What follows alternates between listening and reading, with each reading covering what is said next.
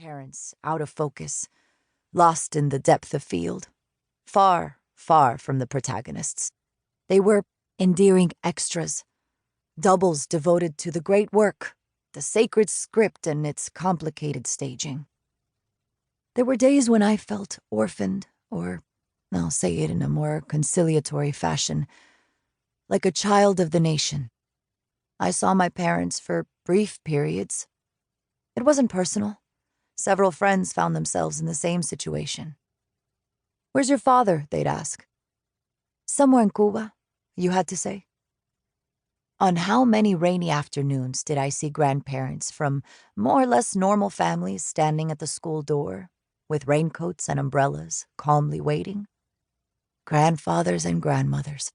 I'd raise a monument to them myself. I remember my parents swallowing banned words and names while smiling for black and white photos. Maybe they wanted to surrender to the giant flag of lies they told. A black and white flag, but still, a flag. After a time, they were ambushed by their invisible enemies. My parents weren't a part of the revolution's triumph because they were too young, nor did they arrive in time to enjoy the freedoms that came with such an ideal. Distressed because they'd had no part in making the revolution, they supported it. They held up the new society, their bodies the scaffolding.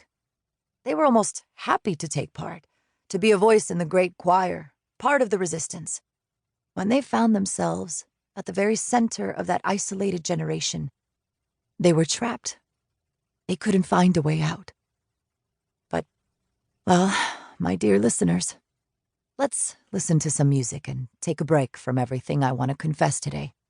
Let's listen to Carlos Varela as he sings his composition, Family Portrait, Foto de Familia. Behind all that nostalgia, all those lies and betrayals. And now, speaking about family and parents, the weight of the celebrity dead was so much greater than the lives they lived in anonymity. That's how they slowly resigned themselves to the idea that we'd be better off over there, in the humanist paradise, in that other life.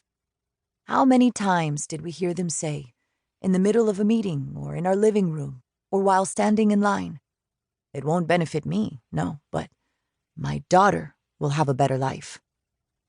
My dears, I have news for you. I also hope for something better for my children. This is the sound from when our parents were young, when Silvio Rodriguez and Pablo Milanés were working with the group Experimentación Sonora del ISAIC. Now let's listen to the Columna Juvenil del Centenario song, which goes like this. When the sun splits in two at noon from the horror, when slogans and goals beg to be killed off. It's true, no school has been named after my mother, but if I'm standing here, it's because she had the nerve to write, to speak whenever she had to, and then later, when she was no longer recognized, she knew how to cry quietly, locked in a closet, smoking in the shadows between the moth-eaten coats, so I wouldn't see her doubting, so she wouldn't have to lie to me with an explanation that was only more or less true about our inexplicable reality. My parents reconstructed a country within a country, just for me. They called me Nadia, in honor of Lenin's wife. In Russian, Nadezhda. My name and I mean hope. Papa and Mama delighted in constructing a non-existent world, perhaps hoping to create a template for me. They made over whatever was ugly, multiplied what little we had so we could share, blurred whatever was horrible, and changed the subject so they wouldn't be cornered without a way out. That was my recurrent nightmare, that I'd be trapped in one of those popular underground tunnels where I'd end up suffocating. I grew up in my parents' country.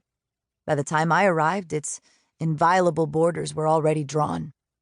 Today, I'm not so sure we all live in the same free territory of the Americas for which they struggled.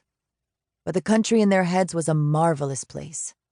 We rocked ourselves in a floating ideal, a non-place, a utopia at the very center of the Caribbean.